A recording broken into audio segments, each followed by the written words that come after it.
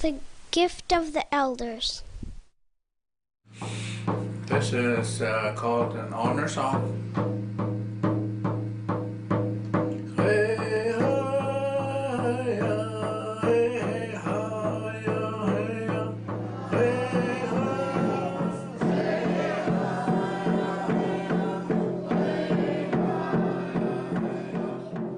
In January of 2008, Statistics Canada released some startling new results from the latest census.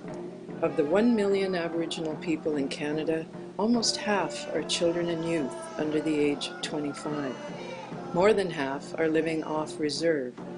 The old villages are crumbling as families move into the cities and children lose contact with their heritage. Since 1995, Aboriginal Head Start programs have been setting up sites in urban areas across Canada. In the province of BC, there are 12 Head Start preschools that serve Aboriginal, First Nations, and Métis children. What makes this program unique? Here, parents, families, and elders all play an active role in teaching the young children, just as they used to do in the village. Head Start has made a huge difference for many children, not only to their self-esteem, but also their school achievement levels. What's more, the program has helped parents become leaders in their children's education. Aboriginal Head Start is becoming the new village.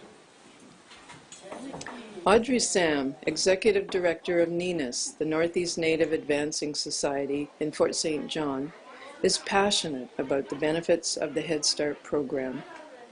Even the government, they're recognizing that the language, the culture, and our Aboriginal history is so critical, to the academic supports for children in school and their success. Decades from now, we're going to see the difference. So if the government takes a look at this, it makes business sense because in the long haul, they're saving money. Our kids are going to be more successful, have a better future, like in terms of education-wise. It'll be less problems down the road in the school system.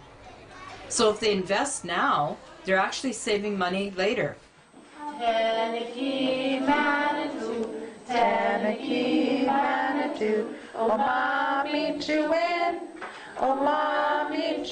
Elders are an essential resource in the Head Start program.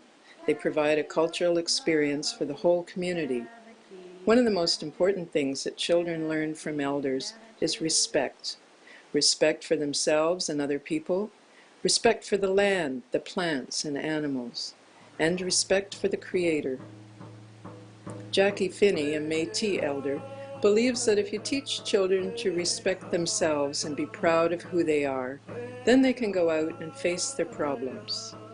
She and her husband Tom teach drum making to the children at Comox Valley Aboriginal Head Start. With the parents' help, the students make their own 10-inch drum for graduation. They learn that they have to put their spirit into it and always show respect for the drum because it is a sacred thing. Many children who live in the cities never see their grandparents. They love spending time with elders in their preschool, and they learn to respect their elders by watching how the parents and teachers interact with them. For the past 11 years, Elder Dorothy Drake has been teaching the Campbell River language at Gwaliu Aboriginal Head Start. She says being with the little ones keeps you young, and she loves it when the children run up to greet her in town. The Aboriginal Head Start program has 6 components. Culture and language.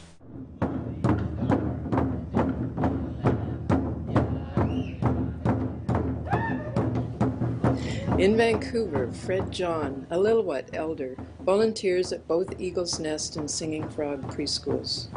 Beating the powerful powwow drum is something the students will always remember. Since 1997, Ben and Thelma Hill have been involved with Cedar Road Aboriginal Head Start in Prince Rupert. They bring their Tsimshian culture alive for the young children through language and storytelling. Margaret Adkins involves the students in drumming and dancing and teaches them Haida songs and language. Kermode Head Start elder, Martin Adams, shares stories about his Nisga'a background, and he brings his regalia to show the children in Terrace. In Prince George, Jean Walker teaches children how to make beautiful Métis crafts and clothing at Power of Friendship Aboriginal Head Start. Saskatchewan elder Christine Auger brings Cree language and culture to the children in Fort St. John. They learn songs and dances, as well as the history of the Northern Cree people.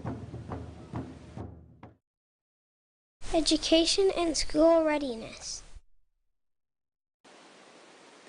As part of their school readiness, elders help children learn to be orderly and to sit quietly in circle, to listen and respect others' space, and to speak and be heard.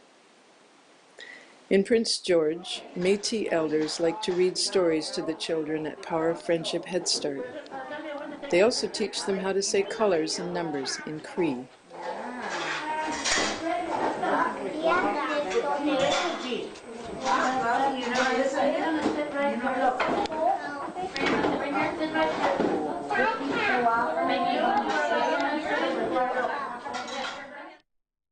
Health promotion.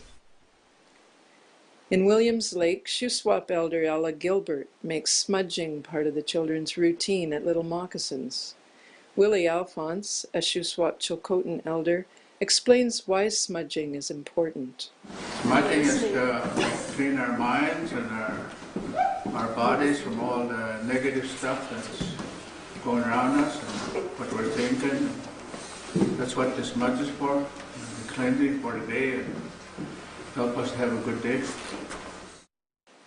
Métis elder Lyle Lloyd teaches the children at Power of Friendship about sacred plants that purify our bodies and our spirits, like tobacco, sage, sweetgrass, and cedar.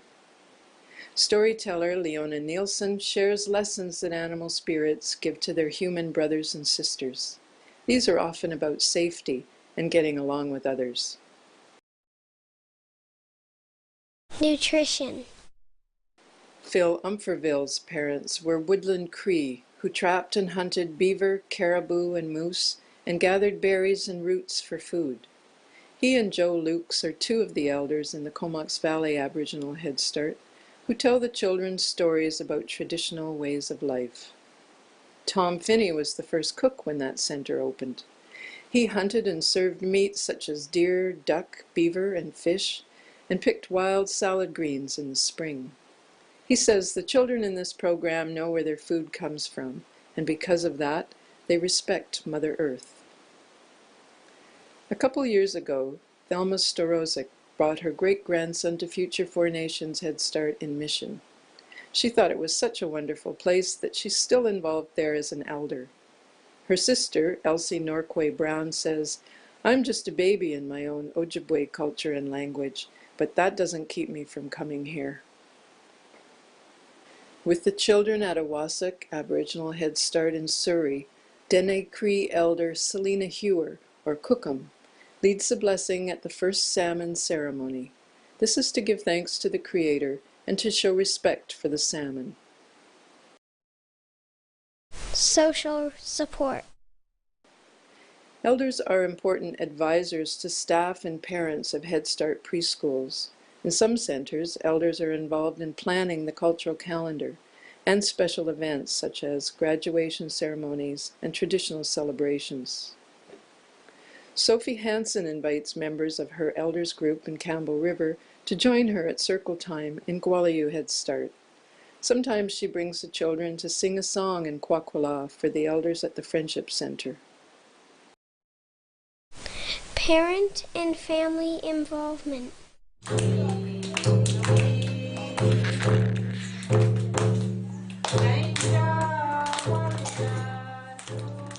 Teresa Austin has been an elder at the Prince George site for 9 years. As well as teaching the carrier language to the children, she gives language lessons to parents at PAC meetings so they can keep up with their kids at home. Every center enjoys field trips, cultural events, and feasts. The staff and children at Comox Valley Head Start hold an annual Elders' Tea. There, elders like Christina Cox get to know the families of the students and meet other elders in the community. Parents are involved with the Aboriginal Head Start program in many ways, such as accompanying the classes on outings or taking part in cultural activities. Because Head Start centers are licensed preschools, provincial regulations require all teachers and volunteers, including elders, to consent to a criminal record check. The staff can help with this simple process that ensures the safety of all children in the program.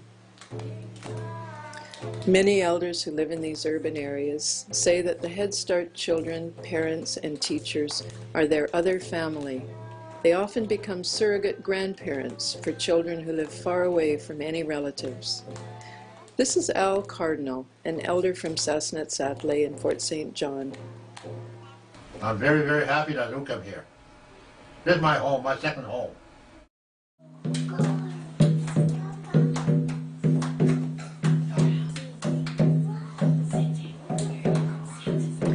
Many of today's elders are the children who were taken away to residential schools. Being a part of Aboriginal Head Start offers elders a powerful opportunity to create a new experience of their own childhood alongside the grandchildren of their generation. Audrey Waite, chairperson of the National Aboriginal Head Start Council, says, "I see Aboriginal Head Start as giving back what residential school took away." Decal and Métis elders in Prince George agree. They should learn our culture, our language, and we lost all that when they took it away from us when we were young.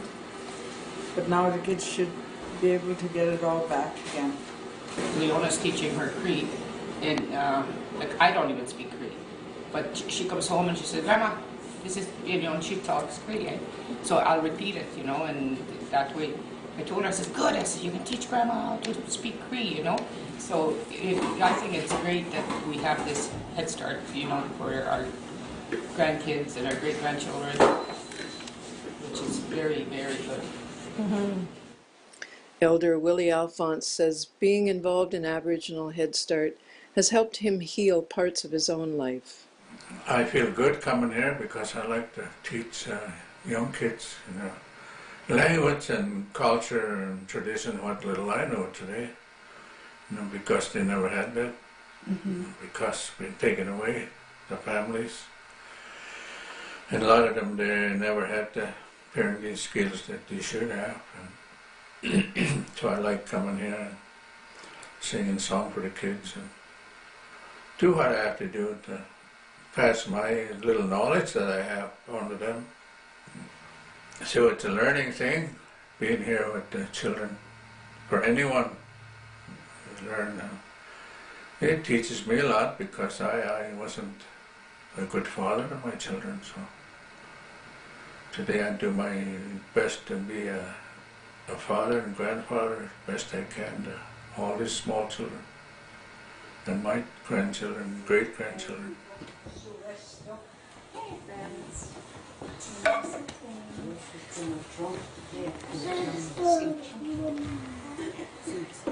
Hari Kira, Hari Kira, Bendo, Bendo, Surasto, Surasto.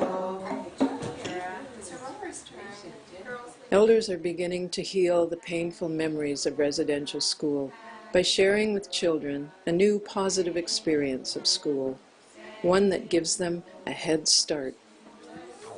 Instead of feeling shame about being an Indian, these children fill with pride as they say their name and their nation. Instead of being afraid to speak the language of their grandparents, these children are eager to learn the native words and songs from the elders. Instead of being lonely and sad, these children feel loved and respected by their Head Start family.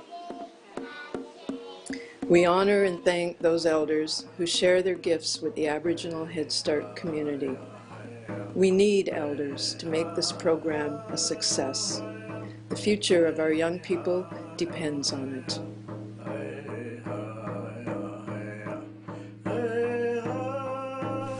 children of today are the elders of tomorrow.